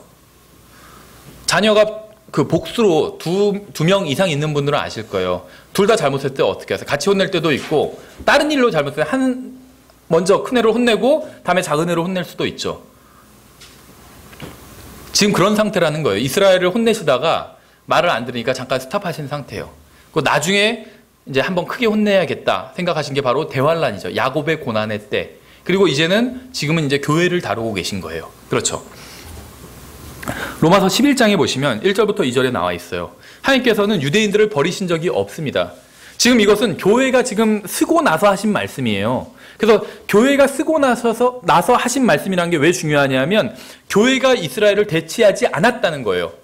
그렇죠. 만약에 교회가 이스라엘을 대치했다면 이런 말씀을 하실 필요가 없다는 거죠. 로마서 11장 1절부터 2절에 그러면 내가 말하노니 하나님께서 자신의 백성을 버리셨느냐? 이스라엘이죠. 결코 그럴 수 없느니라. 나도 이스라엘 사람이요 아브라함의 씨에서 난 자요 베냐민 지파에 속한 자니라. 하나님께서 자신이 미리 하신 자신의 백성을 버리지 아니하셨나니 너희가 성경 기록에 엘리야에 대해 말하는 것을 알지 못하느냐. 그가 이스라엘을 대적하며 하나님께 중보하여 이르되 쭉 얘기하고 있는데 성경은 분명히 하나님께서 유대인들을 버리지 않으셨다고 말씀하고 있습니다. 성경은 유대인들이 많은 면에 있어서 이방인들보다 낫다고 말씀하고 있어요. 로마서 3장에 나오죠. 1절부터 2절에 그러면 유대인의 나은 점이 무엇이냐 혹은 할례의 유익이 무엇이냐 모든 면에서 많으니 주된 이유는 그들에게 하나님의 말씀들이 맡겨졌다는 것이라. 유대인들의 어떤 나은 점에 대해서 말씀하고 있어요. 성경은 분명하게 유대인과 이방인을 구분하고 있습니다. 구분하면서 유대인이 이방인보다 더 낫다고 말씀하고 있는 것이죠. 유대인들에게는 특권이 주어졌고 이방인들에게는 특권이 주어지지 않았기 때문에 이건 이방인들은 구원받지 못한다 이런 말이 아닙니다. 우리가 이방인의 구원에 대해서는 여기서 다룰 수 있을지는 모르겠는데 궁금하신 분은 이교도들은 어떻게 되는가라는 소책자를 한번 읽어보세요. 그러면 거기는 제가 추측은 잘못된 해석이라고 말씀을 드렸는데 일종의 성경적인 추측이 나와요. 확정적으로 어떤 걸 성경에 없는 걸 얘기하진 않는데 성경에서 말씀하시는 데까지만 이야기합니다. 예를 들면 예수님께서 오시기 전에 사람들은 그러면 어떻게 되는가? 이방인들. 이런 사람들에 대해서 이순신 장군은 어떻게 되는가? 이런 질문에 대한 답을 기록한 소책자라고 보시면 됩니다. 그러니까 이방인들은 구원받을 수 없었다. 이런 얘기를 하는 것이 아닙니다. 구원받을 수 있었어요. 그럼 구원의 문제가 아니라 어떤 하나님께서 특권을 부여하신 문제에 있어서는 유대인들이 훨씬 더 나았다는 것이죠. 그렇죠? 주님께서는 이방인 여자의 요청을 처음에 거부하신 이유도 바로 유대인과 이방인이 구분되기 때문입니다. 이건 제가 한번 읽어볼게 들어보세요. 마가복음 7장 26절에 나와요. 그 여자는 그리스 사람이요 민족으로는 수로보닉의 사람이더라. 그녀가 그분께 간청하여 그분께서 자기 딸에게서 마귀를 쫓아내 주실 것을 구하거늘 예수님께서 그녀에게 이르시되 먼저 자녀들을 배부르게 할지니 유대인들이죠. 자녀들의 빵을 집어 개들에게 던지는 것이 마땅하지 아니하니라 하시매 그녀가 응답하여 그분께 이르되 주여 올소이다마는 상 밑에 있는 개들도 자녀들의 빵 부스러기를 먹나이다 하니 주님께서 이방인 여자를 싫어하셨기 때문에 이러한 말씀을 하신 게 아니라 유대인과 이방인이 구분되기 때문에 이 말씀을 하신 겁니다. 이 말씀을 하실 당시에는 이방인들에게 주실 특별한 계시가 없었던 거예요. 유대인들은 하나님의 말씀이라는 특별한 계시를 받았지만 이방인들은 그런 것을 받은 적이 없었습니다. 두 번째, 우리가 이제 계속해서 유대인, 이방인 교회에 대해서 계속 번갈아 가면서 이제 좀 비교해 보는데 일단 지금은 유대인에 대해서 이 정도만 정리하고 나중에 계속 또 정리를 하게 됩니다. 이제는 교회에 대해서 좀 생각해 보기로 하겠습니다. 주님께서는 자신의 교회를 세우시겠다고 마태복음에서 예언하셨어요. 마태복음 16장 18절에 나오죠. 또 내가 내게 이르노니 너는 베드로라. 이 반석 위에 내가 내 교회를 세우리니 지옥의 문들이 그것을 이기지 못하리라. 이렇게 말씀을 하셨죠. 베드로는 돌이라는 뜻이죠. 베드로 위에 교회를 세우겠다고 말씀하지 않았어요. 반석 위에 교회를 세운다고 말씀을 하셨죠. 반석 위에. 이것은 미래에 있을 일에 대한 예언입니다. 실제적으로 교회는 사도행전 2장에서 믿는 자들이 성령님으로 거듭나게 될 때 그리스도의 몸으로 탄생하게 됩니다. 그렇죠. 마태복음 16장에는 아직 교회가 나오지 않아요. 그러니까 이 마태복음 16장에서 주님께서 하신 말씀은 교회에 대한 예언이라고 볼 수가 있습니다. 교회는 예수 그리스도께서 죽으시고 묻히시고 부활하시고 난 이후에 성령님을 이제 보내시기 전까지는 이 세상에 존재할 수가 없었습니다. 그렇죠. 하나님께서 교회에 대한 계획을 창세전에 가지고 계셨던 것은 사실이지만 사도행전 2장에서 오순절에 이르기 전에는 교회는 역사 속에 존재하지 않았다는 겁니다. 교회와 이스라엘은 서로 다릅니다. 이스라엘은 교회보다 먼저 존재했어요. 대략 1500년 전 먼저 존재했죠. 하나님께서는 한 민족을 부르시고 그 민족을 이스라엘이라고 부르셨습니다. 반면에 모든 민족 가운데서 믿는 자들을 불러서 교회라는 하나의 민족으로 만드셨어요. 그렇죠. 교회와 이스라엘의 차이가 보이시죠? 여러 민족들이 있었는데 그 중에서 한 민족을 불러서 이스라엘을 만드셨습니다. 근데 교회는 여러 민족 가운데 믿는 사람들을 모아서 하나의 민족으로 만드셨어요. 그렇죠. 에베소서 2장 11절부터 보시면 이렇게 되어 있어요. 그러므로 기억하라. 너희는 지나간 때에는 육체로는 이방인이요 손으로 육체에 행하는 할례를 받아 할례자들이라 불리는 자들로부터 무할례자들이라 불리던 자들이라. 그때 너희는 그리스도 밖에 있었고 이스라엘 연방 국가 밖에 있던 외인들이며 약속의 언약들에서 분리된 낯선 자요 세상에서 소망도 없고 하나님 밖에 있던 자들이었는데. 육체로는 이방인이었대요. 교회가. 우린 이방인이었어요. 이스라엘이 아니었죠. 그래서 우린 이방인이었습니다. 교회는 유대인들을 계승한 게 아니라 전혀 별개의 조직이고 민족입니다. 그러니까 오늘 우리가 배우는 수업 내용 중에 기억하셔야 될 한 가지가 있다면 바로 이 사실이에요. 교회는 유대인이 아니라는 거예요. 유대인과는 전혀 관련이 없습니다. 교회는 계승한 것이 아니에요. 전혀 별개의 조직이고 다른 민족이라는 겁니다. 교회는 이스라엘보다 나중에 만들어졌지만 교회에 대한 계획은 창세전에 이미 하나님의 의중에 포함되어 있었어요. 그러니까 하나님께서는 창세전에 교회에 대한 계획을 가지고 계셨습니다. 하지만 2000년 전에 교회가 처음 만들어진 것이죠. 그래서 유대인은 대략 3500년 전에 만들어졌고 유대인이란 민족은 교회는 2000년 전에 만들어졌어요. 그래서 나중에 만들어졌지만 그 계획은 창세전에 먼저 가지고 계셨다는 것이죠. 에베소서 3장에 보시면 1절부터 10절까지 이렇게 되어 있죠. 이런 까닭에 너희 이방인들을 위해 예수 그리스도의 갇힌 자 된 나 바울이 말하노니 너희를 위해 내게 주신 하나님의 은혜의 경륜을 너희가 들었느니라. 곧 계시로 그분께서 내게 그 신비를 알리셨는데, 한 신비에 대해서 이야기를 하고 있어요. 에베소서 3장에서. 그것은 내가 전에 몇 마디 적은 것과 같으니라. 그것으로 말미암아 너희가 읽을 때 그리스도의 신비에 대하여 내가 알고 있는 바를 깨닫게 되리라. 그분께서는 이제 자신의 거룩한 사도들과 대언자들에게 성령을 통해 이 신비를 계시하신 것 같이 다른 시대들에서는 사람들의 아들들에게 그것을 알리지 아니하셨는데, 이 신비가 있는데 다른 시대에는 알리지 않으셨대요. 그런데 지금에 와서 하나님께서 알려주셨다는 것이죠. 이 신비는 곧 복음으로 말미암아 이방인들이 그리스도 안에서 동료 상속자가 되고 같은 몸에 속하게 되며 그분의 약속에 참여하는 자가 된다는 것이라. 방금 제가 읽은 것, 이것이 무엇에 대한 묘사죠? 교회에 대한 묘사죠. 이 신비는 교회에 대한 신비라는 거예요. 신비. 있었는데 사람들이 볼 수가 없었던 거예요. 하나님께서는 교회에 대한 계획을 가지고 계셨는데 사람들은 그것을 알지를 못했어요. 대언자들이. 그렇죠. 복음으로 말미암아 이방인들이 그리스도 안에서 복음을 믿으면 이방인들이 그리스도 안으로 들어오게 되잖아요. 그럼 동료 상속자가 되죠. 같이 예수 그리스도와 함께 상속자가 돼요. 또 같은 몸에 속하게 돼요. 그리스도의 몸에 속하게 되죠. 또 그분의 약속에 참여하게 되는 것이죠. 내게 주신 하나님의 은혜의 선물에 따라 그분의 권능이 효력 있게 활동함을 힘입어 내가 이 복음의 사역자가 되었노라. 그분께서 모든 성도 가운데 가장 작은 자보다 더 작은 나에게 이 은혜를 주신 것은 헤아릴 수 없는 그리스도의 부요함을 내가 이방인들 가운데서 내 선포하게 하고, 또 예수 그리스도에 의해 모든 것을 창조하신 하나님 안에 세상이 시작된 이후로 감춰져온 이 신비의 교회에 관한 신비죠. 참여하는 것이 무엇인지 모든 사람들이 보게 하려 하심이라. 목적은 이제 교회를 사용하사 하늘의 처소들에 있는 정사들과 권능들에게 하나님의 갖가지 지혜를 알게 하려 하심이라. 교회의 목적이 무엇인지도 나오죠. 유대인들이 다른 민족들로부터 분리되어 하나의 특별한 민족으로 구분된 것처럼 교회 역시 다른 민족들로부터 구분되어 하나의 특별한 민족이 됩니다. 베드로전서 2장 9절에 나오죠. 그러나 너희는 선정된 세대요 왕가의 제사장요. 지금 구원받은 사람들에게 하시는 말씀이에요. 거룩한 민족이요 특별한 백성이니. 교회가 하나의 거룩한 민족이고 하나의 특별한 백성이라고 말씀하고 있어요. 이것은 너희를 어둠에서 불러내어 자신의 놀라운 빛으로 들어가게 하신 분께 대한 찬양을 너희가 전하게 하려 하심이라. 너희가 지나간 때에는 백성이 아니었으나 하나님의 백성은 아니었고 하나의 민족들 가운데 우리는 흩어져 있었어요. 그렇죠. 이제는 하나님의 백성이요 긍휼을 얻지 못하였으나 이제는 긍휼을 얻었느니라. 이스라엘이 혈통적인 아브라함의 자녀라면 교회는 영적인 아브라함의 자녀입니다. 교회는 아브라함의 씨로 오신 예수 그리스도를 믿음으로 영적인 그리스도의 몸을 이루게 되었어요. 에베소서 1장에서도 말씀하고 있어요. 22절에서.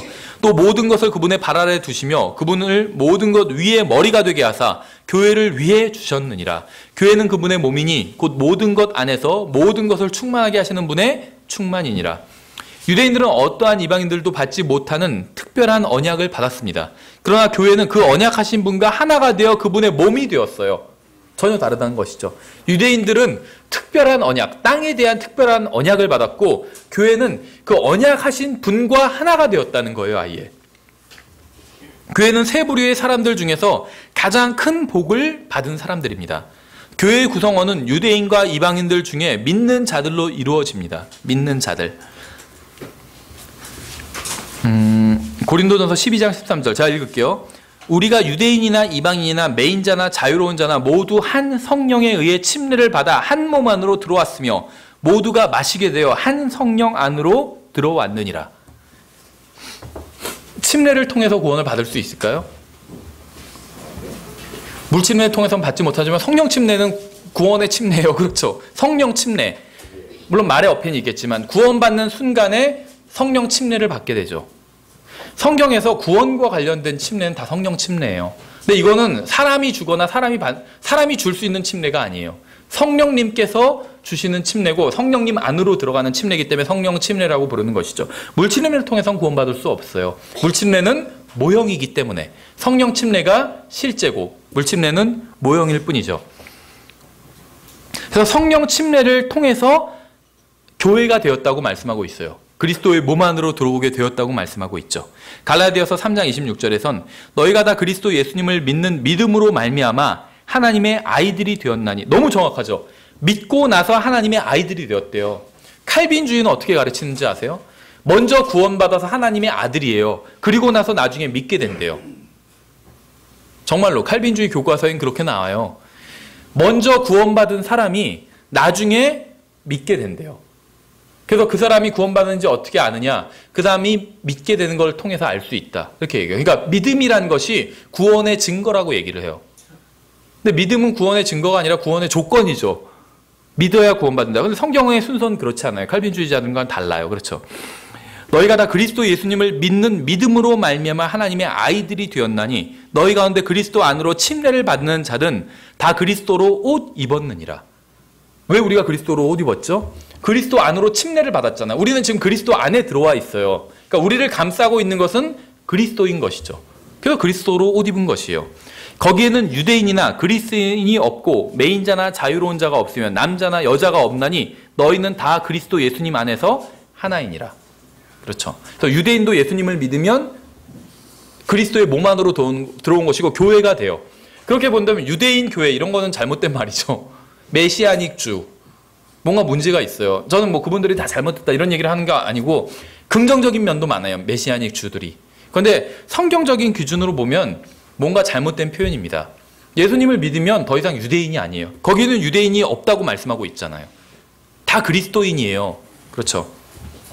그리스도 안에 있으면 유대인과 이방인의 구분이 없어지고 모든 것이 새롭게 됩니다. 그런즉 누구든지 그리스도 안에 있으면 그는 새로운 창조물이라. 옛 것들은 지나갔으니 보라 모든 것이 새롭게 되었도다. 이렇게 말씀하고 있어요. 여러분들이 새로운 창조물이라고 성경은 말씀하고 있습니다. 그리스도 안에 있으면. 이제 이방인에 대해서 살펴보도록 하겠습니다. 세 부류의 사람들 중에 가장 먼저 존재한 것이 바로 이방인입니다. 모두 다 이방인이었어요. 3,500년 전에 대략 하나님께서 아브라함을 부르실 때 이제 처음으로 히브리인, 유대인이 생겨나게 된 것이죠. 그리고 2000년 전에 예수님께서 죽으시고 묻히시고 부활하시고 나서 이제 교회가 생기게 되었죠. 근데 그 먼저 이제 모든 사람들은 다 이방인이었습니다. 유대인이 등장하기 전에는 인류에 대한 구분이 없었어요. 모든 사람들이 다 이방인이었습니다. 그러다 하나님께서 구분하신 한 사람을 부르심으로 유대인이 민족적으로 구분되기 시작했고 예수 그리스도의 승천 이후에 성령님께서 오심으로 교회가 탄생하게 되었습니다. 구약 시대에는 유대인들을 제외한 모든 사람은 다 이방인이에요. 왜냐하면 아직 교회가 없었기 때문에. 그래서 아까 제가 인용한 것에서도 나오죠. 우리는 본래 유대인이요 이방에 속한 죄인이 아니로다 이렇게 말하고 있잖아요. 신약 시대에는 교회와 유대인을 제외한 모든 사람들이 이방인입니다. 그래서 뭐라고 표현하고 있냐면 아까 그 갈라디아에서는 구약적인 상황을 묘사할 땐 우리는 본래 유대인이요 이방에 속한 죄인이 아니로다. 지금 두 가지로 구분하고 있죠. 우린 유대인이었고 이방인이 아니었다. 유대인이 아니면 다 이방인이기 때문에 그렇게 표현한 건데 에베소서 2장에서는 어떻게 표현하고 있냐면 너희는 그리스도 밖에 있었고 교회가 아니었다는 거죠. 또 이스라엘 연방 국가 밖에 있던 외인들이면 교회도 아니었고 유대인도 아니었다. 그건 뭐였냐면 이방인이었다. 이런 표현을 하고 있는 거예요. 표현이 좀 다르죠. 예. 에베소서 2장 11절부터 14절에 나와 있어요. 이건 성경은 여러 곳에서 이방인들의 특징을 묘사하고 있습니다. 이방인들의 특징. 이방인들의 특징이 무엇인지 아세요? 에베소서 4장 17절부터 19절에 나와 있어요. 제가 읽어볼게요. 그러므로 내가 이것을 말하며 주 안에서 증언하노니 이제부터 너희는 다른 이방인들이 헛된 생각 속에서 걷는 것 같이 걷지 말라.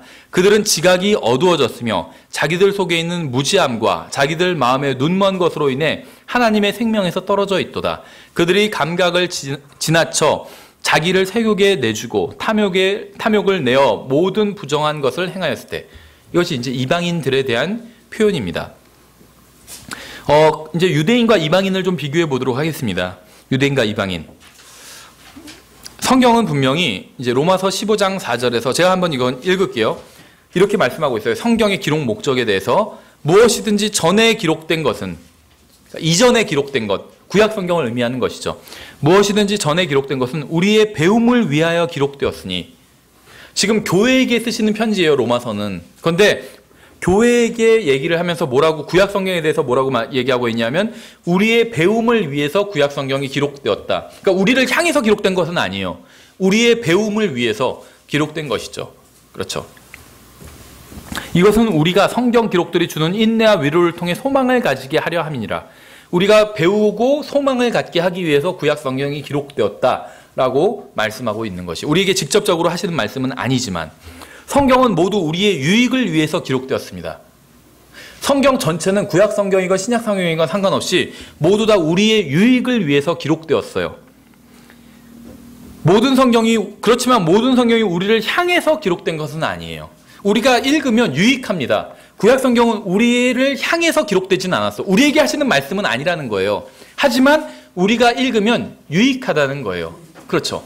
왜냐하면 우리가 믿는 하나님이, 그 하나님이 유대인들을, 다른 사람들을 어떻게 다루시는지가 나와 있어요. 그럼 우리가 그걸 보면은 그분의 성품이 어떤지를 알 수가 있죠. 우리에게 유익을 줍니다. 그렇지만 예를 들면 구약 성경에서 하나님께서 어떤 말씀을 하셨어요, 유대인들에게.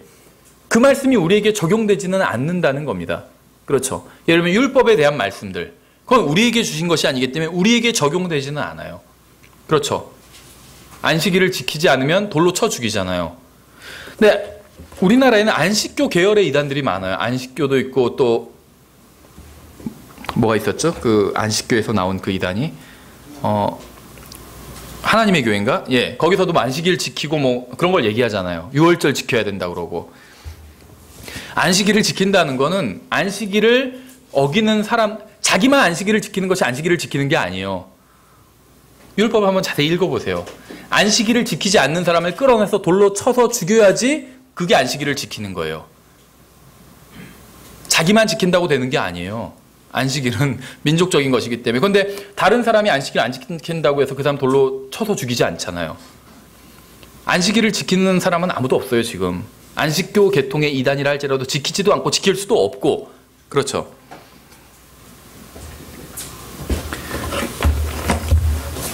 그러니까 구약 성경도 안식일에 대한 말씀이 우리에게 하시는 말씀은 아니지만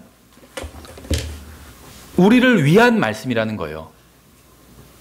하나님께서 안식일을 왜 주셨는지 예수님께서 해석해 주셨잖아요. 사람들을 위해서 주셨다고 그랬죠. 한마디로 사람 나고 안식일 있는 거지 안식일 나고 사람 나는 게 아니다. 그렇게 말씀하셨잖아요. 그렇죠. 그래서 영어 표현에서 이런 표현이 있습니다. The whole Bible is written for you, but the whole Bible is not written to you. 그러니까 우리나라 말로 하면 모든 성경은 당신을 위해 기록되었지만 당신을 향해 기록된 것은 아니다라는 말이에요. 성경 전체는 저를 위해서 기록되었습니다. 근데 저를 향해서 기록된 말씀은 주로 신약에 있다는 거예요. 구약 성경에는 대부분은 저를 향해서, 저에게 하시는 말씀은 아니라는 거예요. 다만 저를 위해서 기록된 말씀이라는 것입니다.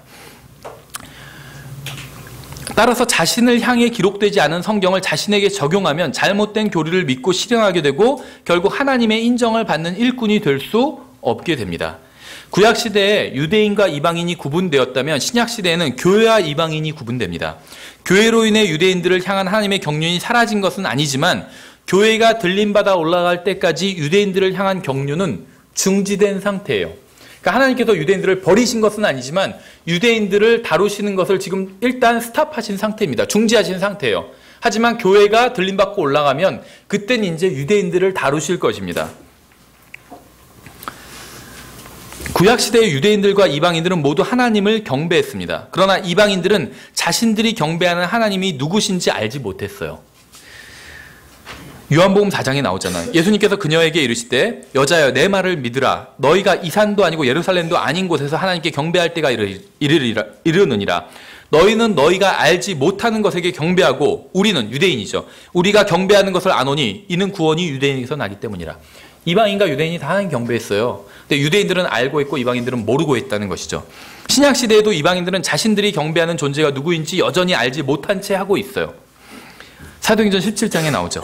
내가 지나다니며 너희가 섬기는 것들을 보다가 알지 못하는 신에게 라고 새긴 글이 있는 제단을 발견하였나니 그런즉 너희가 알지 못하고 경배하는 그분을 내가 너희에게 밝히 알려주리라. 그래서 이방인들은 하나님이 누구신지 모르고 그분의 이름도 모르기 때문에 뭐 조물주, 그냥 창조자 뭐 이런 식으로만 불렀다는 겁니다. 그런데 유대인들은 하나님이 누구신지 알았어요. 그분의 이름이 무엇인지도 알았죠. 우리도 마찬가지예요. 우리도 하나님이 누구신지 알고 경배하고 있죠. 우리는 그분이 누구신지 알고 그분께서 무엇을 원하시는지 알기 때문에 그분께서 원하는 방식대로 그분을 섬기려고 합니다. 근데 이방인들은 구약시대나 신약시대나 그분을 모르기 때문에 자기들 마음대로 섬겨요. 그렇죠. 그래서 어떤 사람은 물 한 바가지 떡 넣고 막 거기서 비는 사람도 있고. 왜 그렇게 할까요? 모르기 때문이에요. 그분을. 그렇죠. 고린도후서 4장에서는 이렇게 말씀하고 있어요. 그들 속에서 이 세상의 신이 믿지 않는 자들의 마음을 가려 하나님의 형상이신 그리스도의 영광스러운 복음의 빛이 그들에게 비치지 못하게 하였느니라. 마귀가 사람들의 마음을 가리기 때문에 사람들이 하나님에 대해서 정확히 알지는 못한 것이라고 그렇게 말씀하고 있는 것이에요. 이방인들은 자신들이 하나님을 섬기고 있고 경배하고 있다고 생각하지만 그들은 하나님이 누구신지도 알지 못하고 있습니다. 그래서 그들은 형상을 만들고 우상을 만들어요. 그들은 열심히 종교 생활을 하지만 성경대로 믿는 것은 아닙니다. 그 하나님을 찾지만 성경의 하나님을 찾지는 않고 있는 거예요. 그래서 성경에서 깨닫는 자도 없고 하나님을 찾는 자도 없다고 말씀하고 있죠. 성경의 하나님을 찾는 사람이 없다는 거예요. 이방인들은 종교적이긴 하지만 성경의 하나님은 알지 못하고 있는 것입니다. 그러나 유대인들은 성경의 하나님을 알고 있어요. 그들은 어디서 어떻게 하나님을 섬겨야 할지 알고 있습니다. 그렇죠. 하나님께 어떻게 제사를 드리고 무엇을 제물로 드려야 하는지도 알고 있어요. 그들은 하나님의 이름도 알고 있었고 말씀도 알고 있었습니다. 그들은 하나님을 바르게 섬길 수 있는 지식을 가지고 있었지만 그 말씀을 믿고 순종하지는 않았어요. 그래서 대환란이 일어나게 되는 거예요. 대환란을 다른 말로 하면 야곱의 고난의 때잖아요. 그렇죠. 야곱, 이스라엘의 고난의 때예요. 그래서 하나님께서는 유대인들에게 진노하시는 거예요. 이방인들은 알지도 못했어요. 근데 유대인들은 하나님을 어떻게 섬겨야 하는지 알고 있었어요. 근데 아는데도 하지 않았기 때문에 진노하신 거예요. 그렇죠.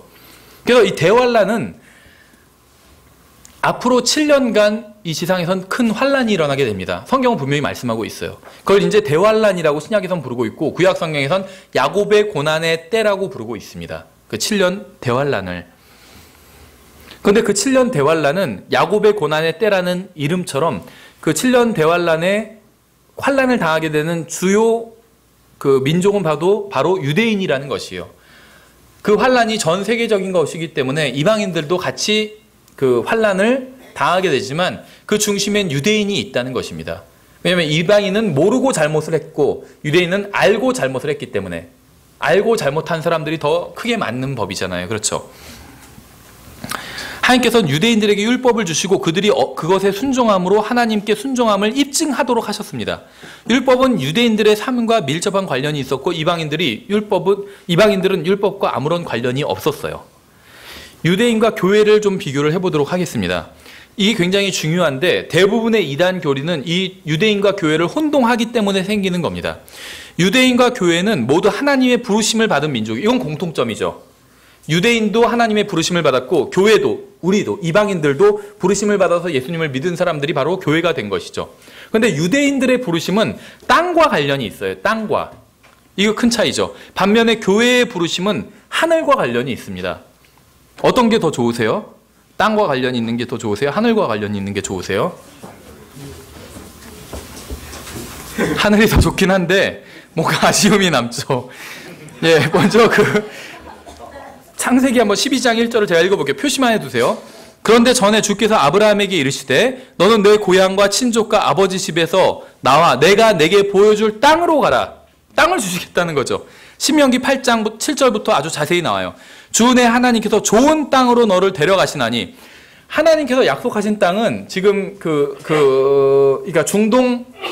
중동의 중동의 대부분이 사실은 다 하나님께서 이스라엘에게 주시겠다고 약속하신 땅입니다. 중동 어떠세요? 좋은 땅인가요? 안 좋은 땅인가요? 모르겠어요. 지금은 좀 안 좋은 땅처럼 보이지만 엄청나게 좋은 땅이에요. 석유가 엄청나게 있잖아요. 그렇죠? 주내 하나님께서 좋은 땅으로 너를 데려가시나니 그곳은 물 시내가 있고 골짜기와 산에서 흘러나오는 샘과 깊은 곳이 있는 땅이요 밀과 보리와 포도와 무화과 나무와 석류가 나는 땅이며 기름 올리브와 꿀이 나는 땅이라. 또 그곳은 내가 먹을 빵이 부족하지 않은 땅이요 내게 아무것도 모자라지 않을 땅이며 그 땅의 돌은 쇠요 내가 그것의 산에서 노술 캐리라. 막 지하 자원이 엄청나다는 거죠. 지금 땅 계속 땅 얘기하고 있어요. 이스라엘 성경 어디를 봐도 이스라엘에게 너희는 새 예루살렘에서 무슨 뭐 하늘에서 무엇을 주겠다 이런 약속은 없어요. 다 땅과 관련이 있어요. 그 언젠가 하나님께서는 이 약속을 지키실 겁니다. 지금은 지키시지 않았어요. 왜 지키시지 않으셨냐면 이스라엘이 하나님을 배반했기 때문에, 하나님을 떠나갔기 때문에 하나님께서 주시지 않은 거예요. 그러나 이스라엘이 나중에 하나님께로 돌아오면 이제 약속하신 땅을 주시게 됩니다. 그렇죠. 지금 유대인들이 차지하고 있는 땅은 그 약속의 땅에서 아주 일부에 지나지 않아요. 구약 성경 자세히 보시면 그 약속의 땅이 굉장히 광활하다는 걸 볼 수가 있어요. 지금 중동 전체예요. 거의 지금 중동 전체를 다 차지하고 있는 거예요. 근데 지금 유대인들이 차지하고 있는 땅은 아주 팔레스타인의 일부잖아요. 그렇죠. 그래서 이스라엘이 하나님께로 돌아오게 되면 이제 그 땅을, 약속하신 땅을 주시게 됩니다. 그래서 유대인과 교회는 비슷한 점도 있어요. 둘 다 하나님의 부르심을 받았다는 점에서는 비슷하죠. 또 하나님의 유대인들은 민족적으로 아들이고 우린 개인적으로 아들들이죠. 이것도 비슷한 점입니다. 다른 점은 무엇이냐면 약속하신 내용이 달라요. 유대인들에겐 땅을 주셨어요. 즉 물질적인 축복을 주셨습니다. 유대인들이 하나님을 잘 믿으면 물질적인 복을 주시고 잘 믿지 못하면 저주를 주신다고 말씀하고 있어요. 반면에 교회의 부르심은 하늘과 관련이 있죠. 여기까지만 하고 다음 시간에 이어서 할게요. 표시만 해주세요. 히브리서 3장 1절에서 그러므로 거룩한 형제들 곧 하늘의 부르심에 참여한 자들아 우리의 신앙 고백의 사도이며 대제사장이신 그리스도 예수님을 깊이 생각하자. 히브리서는 교회에게 주신 편지예요. 하늘의 부르심에 참여했대요. 우리가. 빌립보서 3장 20절에선 우리의 생활 방식은 하늘에 있으며 거기로부터 또한 우리가 구원자 주 예수 그리스도를 기다리노니. 베드로전서 1장 4절에선 썩지 않고 더럽지 않으며 사라지지 아니하고 너희를 위해 하늘에 마련된 상속 유업을 받게 하셨나니. 완전히 다르죠, 내용이. 교회엔 단 한 번도 땅 얘기를 하신 적이 없어요. 오히려 땅을 팔아서 교회에 바쳤었죠, 초대교회에선. 땅을 주신 게 아니라 있던 땅도 팔았어요. 땅과 관련이 없어요. 교회는 다 하늘과 관련이 있어요. 그렇죠. 억울한 게 아니에요. 왜냐하면 이 세상은 잠시 잠깐이기 때문에, 잠시 잠깐의 세상이 지나고 나면 정말 우리가 예수 그리스도를 믿었다는 우리의 선택이 인간이 내릴 수 있는 가장 최선의 선택이었구나. 그걸 느끼게 되실 겁니다. 예, 다음 시간에 계속 이어서 살펴보도록 하겠습니다. 예.